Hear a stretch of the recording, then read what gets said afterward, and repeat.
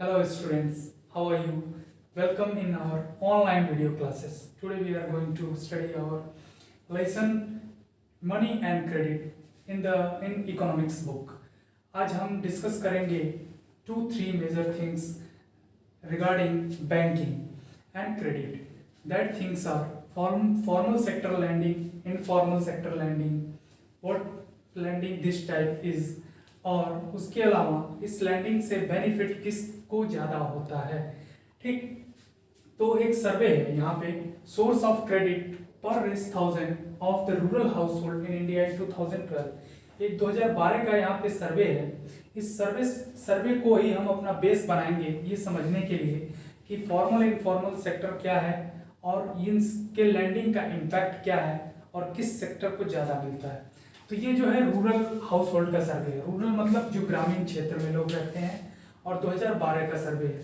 इस सर्वे में अगर 1000 रुपये गांव के लोगों को लोन मिला तो उसी को बेस बना के कितना परसेंट फॉर्मल सेक्टर से मिला और कितना परसेंट इनफॉर्मल सेक्टर से मिला, इसके बारे में ये सर्वे है। अब सबसे पहली चीज इसमें आती है कि फॉर्मल सेक्टर क्या होता है और इनफॉर्मल सेक्टर क्या होता है। फॉर्मल सेक्टर वो सेक्टर होता है जब हम किसी संस्थागत तरीके से ऋण देते हैं, इंस्टीट्यूशनल मैकेनिज्म के through, with some basic facilities of other types like consultancy, like less amount of interest. और इसमें जो लोन देते हैं वो कोऑपरेटिव बैंक्स होते हैं, कॉमर्शियल बैंक्स होते हैं, इंस्टीट्यूशनल एजेंसीज होती हैं और गवर्नमेंट होता है। अब यहाँ पे 2-3 चीज आपको और समझनी है कि कोऑपरेटिव बैंक क्या होता है। इस लेसन के प्रीवियस टॉपिक में हमने ऑलरेडी डिस्कस कर लिया है कि कोऑपरेटिव बैंक्स किसे कहते हैं। कोऑपरेटिव वर्ड जो बना है वो कोऑपरेशन से बना है, यानी सहयोग से। तो ऐसी बैंकिंग सिस्टम जिसमें पीपल का इन्वॉल्वमेंट हो उसे हम बोलते हैं कोऑपरेटिव बैंक। दूसरा, कॉमर्शियल बैंक प्रोफेशनल बैंकिंग होती है। इसमें वेरियस टाइप ऑफ सर्विसेज होती है। कमर्शियल बेसिक डिनोट करता है इनके मोटिव्स को। बैंक का मोटिव होता है प्रॉफिट कमाना और प्रॉफिट थ्रू कॉमर्स कमाना, इसीलिए इसको कमर्शियल बैंकिंग कहते हैं। और कमर्शियल बैंकिंग में वेरियस टाइप के सर्विसेज इंक्लूड हैं, जैसे मनी लेंड करना, मनी को डिपॉजिट करना, इन्वेस्टमेंट करना, किसी को कंसल्टेंसी प्रोवाइड करना, यानी एक तरह से सलाह प्रोवाइड करना। दूसरा है अदर कमर्शियल एक्टिविटीज में इन्वॉल्व होना जिससे ये प्रॉफिट कमा सकें। कमर्शियल बैंकिंग जो होते हैं इनका मेन मोटो होता है जो वो प्रॉफिट कमाना होता है। तीसरा, अदर इंस्टीट्यूशनल एजेंसीज, एनबीएफसी का आप लोग नाम सुने होंगे। इसी तरह से गवर्नमेंट ने और सारी एजेंसीज बना रखी हैं लोन देने के लिए, जो एनबीएफसीज हैं और स्पेशल सेक्टर लैंडिंग है, उस तरह से लोन दिया जाता है। गवर्नमेंट भी लोन देती है कभी कभी, जैसे हमारे यहाँ रुपे कार्ड है। रुपे कार्ड में जनधन अकाउंट खुला, उनको रुपे कार्ड दिया गया। रुपे कार्ड में जिन लोगों ने उस सारे नॉर्म्स को फॉलो किए उनको 6000 का ओवरड्राफ्ट दिया गया, यानी वो 6000 रुपया अतिरिक्त खर्च कर सकते हैं, बाद में गवर्नमेंट को लौटा सकते हैं। तो इस तरह से गवर्नमेंट भी डायरेक्टली लोन देती है कभी कभी। तो ये गवर्नमेंट 1%, यानी टोटल हमने पढ़ा जो 12 में सर्वे हुआ था, तो 1000 रुपये अगर ग्रामीण क्षेत्रों में लोन दिया जा रहा है तो उसका 56% loan from the formal sector. Formal sector means in एजेंसियों द्वारा लोन दिया गया। दूसरा 44% जो लोन है वो इनफॉर्मल सेक्टर द्वारा दिया गया। अब इनफॉर्मल सेक्टर हम किसे कहते हैं? जो कोई लोन इंस्टीट्यूशनल मैकेनिज्म के थ्रू ना दिया गया हो, जैसे कोई बैंक ना हो, कोई इंस्टीट्यूशनल एजेंसी ना हो और जो गवर्नमेंट ना हो। दूसरा, ये लोन व्यक्तिगत व्यवहार पे निर्भर करता है आपके, यानी आपसे हमारा संबंध है, आपसे हम ऋण ले लिए, लेकिन उसके लिए कुछ चार्ज लगा दिए गए। तो इस जो इनफॉर्मल सेक्टर है 44% जो लोन दे रहा है उसमें कौन कौन लोन दे रहे हैं? तो इसमें लोन दे रहे हैं मनी लेंडर सबसे ज्यादा 33%, relatives and friends 8%, landlords 1%, other non institutional agencies 2%। इस तरह से लोनिंग के जो सोर्स हैं वो हैं मनी लेंडर, जो ग्रामीण क्षेत्रों में साहूकार या जमींदार टाइप के होते हैं, relatives and friends, landlord, other non institutional agencies. और यहाँ पे 56% लोन का जो सब डिवीजन है, 25% कोऑपरेटिव बैंक्स, 25% कॉमर्शियल बैंक और other institutional agencies 5% and government 1%। ये सारे गवर्नमेंट के बिहाफ पे ही लोन देते हैं, लेकिन अगर गवर्नमेंट कुछ अलग से देती है तो उसकी ये काउंटिंग है। ठीक, अब यहाँ पे दो बातें आती हैं।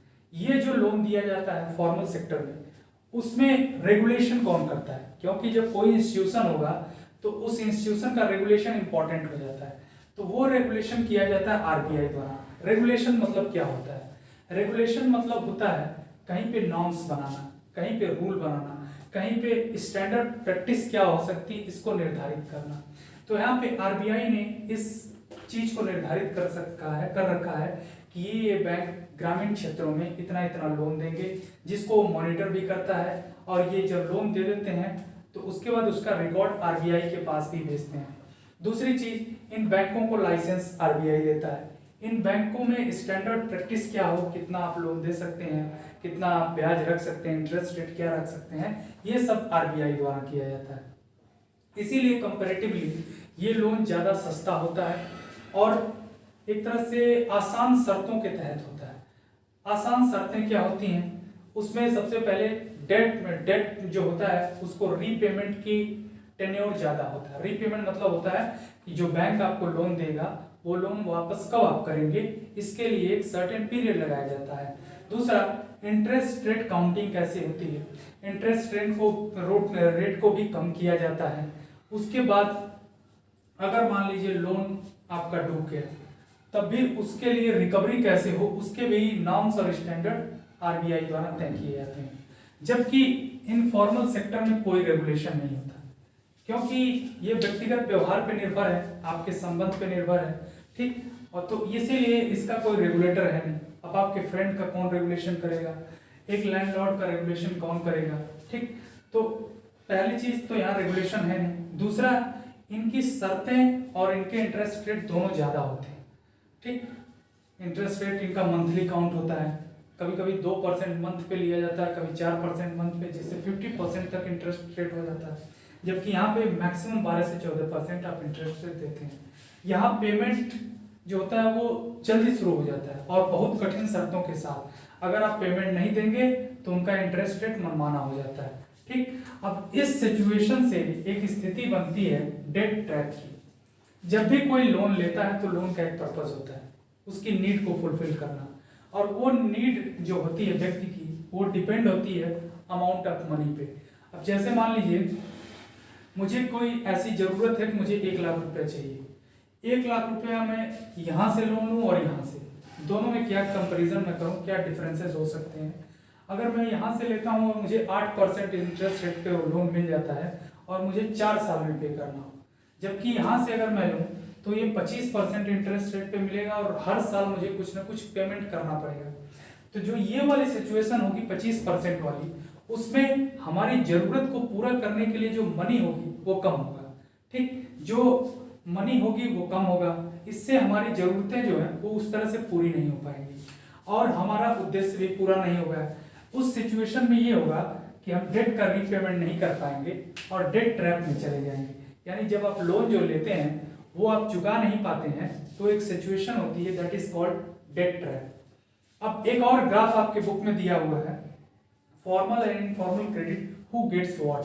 जो ये फॉर्मल और इनफॉर्मल क्रेडिट है उसमें किसको क्या मिलता है। ठीक, उस ग्राफ में भी फिर अर्बन एरिया का एक सर्वे दिया हुआ है और अर्बन एरिया के सर्वे में 4 डिवीजन किए गए हैं।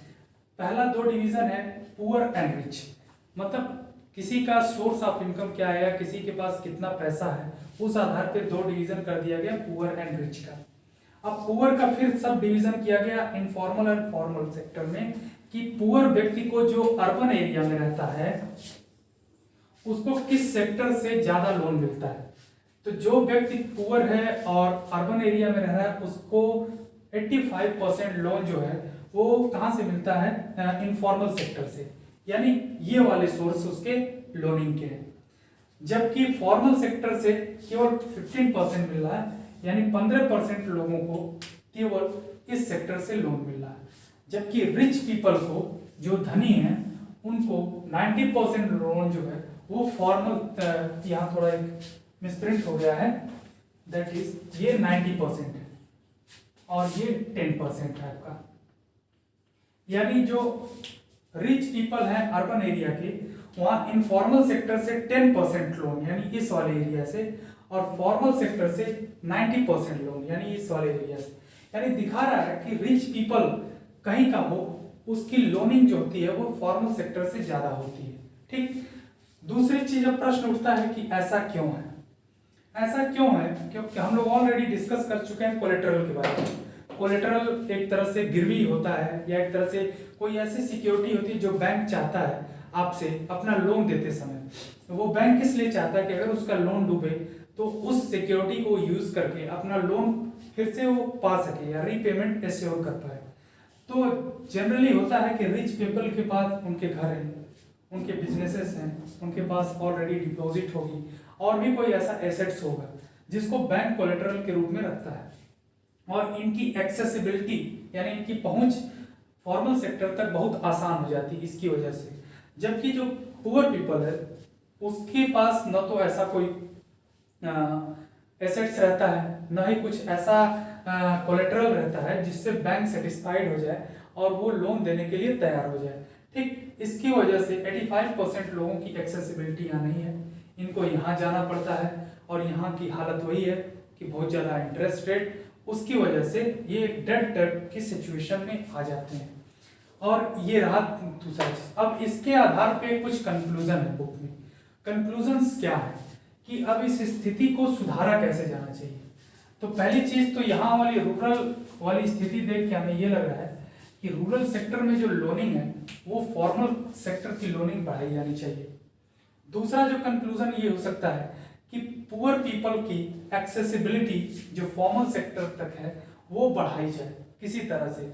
अब वो कब बढ़ पाएगी? जब पुअर सेक्टर को कोलेटरल जैसी बाध्यताओं का कुछ विकल्प निकल पाए।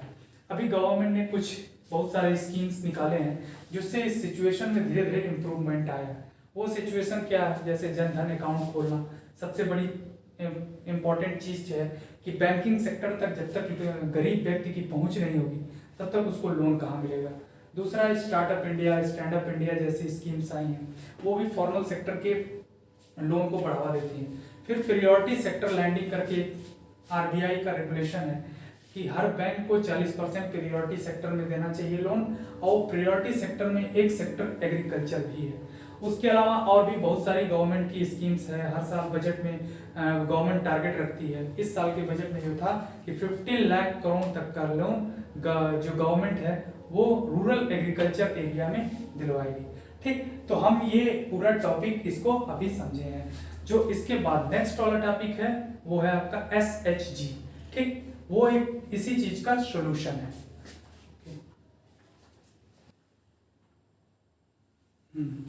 तो हम लोग को जो नेक्स्ट टॉपिक इसमें करना है that is self help groups for the poor.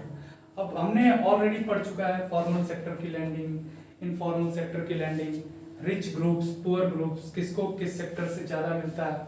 हमने देखा कि 85% जो पुअर को लोन मिल रहा है, पुअर ग्रुप्स को, even in urban area, rural area की तो बात ही नहीं हम कर रहे हैं, अर्बन एरिया में भी 85% लोन जो है वो इनफॉर्मल सेक्टर से ही मिल रहा है पुअर ग्रुप्स को। इसका रीज़न क्या है? ये इसका रीज़न सबसे बड़ा है कि पुअर ग्रुप्स के पास कोई कोलेटरल ऐसा नहीं रहता। बैंक जब भी लोन देता है तो हमेशा उसका सबसे बड़ा कंसर्न जो रहता है वो रहता है कि लैंड जो लोन है उसका रीपेमेंट कैसे हो। उस रीपेमेंट को एश्योर करने के लिए बैंक हमेशा कोलेटरल पे फोकस करता है, और जबकि पुअर मेंबर के पास ऐसा कोई कोलेटरल होता नहीं है ज़्यादातर, इसीलिए बैंक डिनाई कर जाते हैं लोन देने से। उसी प्रॉब्लम को दूर करने के लिए एक सॉल्यूशन है self help groups for the poor. इसको गवर्नमेंट भी बहुत ज़्यादा प्रमोट कर रही है, और ये एक तरह से बांग्लादेश में इसका बड़ा सफल प्रयोग हुआ है। ग्रामीण बैंकिंग वो इसी तरह की बैंकिंग। अब सेल्फ हेल्प ग्रुप क्या है? सेल्फ मतलब स्वयं, हेल्प मतलब सहायता, ग्रुप मतलब समूह। एक ऐसा समूह जो अपनी सहायता खुद करे। ठीक। देखो, जो काम कोई एक व्यक्ति नहीं कर पाता है, कभी कभी वो ग्रुप्स में हो जाते हैं, और रिस्पॉन्सिबिलिटी का ऐसा डिस्ट्रीब्यूशन हो जाता है कि जिससे कोई एक व्यक्ति बहुत ज़्यादा परेशान भी नहीं होता है। तो उसी तरह का एक ग्रुप बनाया जाता है। एक ग्रुप बन गया जिसकी मेन पर्पस होता है उस ग्रुप का कि इकोनॉमिक एक्टिविटीज़ में इन्वॉल्व होना। छोटे छोटे कुछ व्यापार, कुछ उत्पादन करना, कुछ ऐसी चीज़ें बनाना जिसकी मार्केट में वैल्यूज़ हो, उसको बेचना, फिर लोन का रिपेमेंट करना। तो लोन ऐसे समूह को, ऐसे जो ग्रुप्स हैं उनको बैंक आसानी से लोन दे देता है। होता क्या है ग्रुप, जनरली इसमें 50 to 20 मेंबर होते हैं, 15 से 20 मेंबर। बड़ा सफल प्रयोग रहा है वीमेन सेल्फ हेल्प ग्रुप का। अचार बनाना, कोई सिलाई का, कताई का, बुनाई का ऐसा काम करना, तो उसके लिए कुछ ग्रामीण क्षेत्रों में 15 से 20 महिलाओं का एक ग्रुप बन गया। ठीक, और इसमें जो महिलाओं का ग्रुप बनता है उसमें पर सर्विंग मेंबर सेविंग पर मेंबर वेरीज फ्रॉम 25 to 100 और 1000 रुपीज। इसमें क्या होता है, जो महिलाएं ग्रुप में शामिल होती हैं उनसे ऐसी उम्मीद की जाती है कि वो 25 रुपए से लेकर 1000 रुपए तक, जितना जिसका हो सकता है इनकम, या जितना जिनके पास सेविंग है, इतना वो कंट्रीब्यूट करेंगे। तो उसका एक फंड बन जाता है और इस फंड से लोगों को लोन दिया जाता है। ठीक, चाहे इस फंड में पैसे रखे जाते हैं और ये एक तरह से बैंक ये देखता है कि ये सेविंग कैसी है इनकी, और इसमें कंटिन्यूअस आ रहा है पैसे कि नहीं। ये बैंक के पास ये एक अकाउंट खोल लेते हैं जिसमें इतना जमा करते हैं, तो बैंक ऐसे उसको कोलेटरल देखता है, फिर ये देखता है बिजनेस सक्सेसफुल है कि नहीं, परमानेंट इसमें सेविंग आ रही है कि नहीं, बैंक इसको मॉनिटर करता है।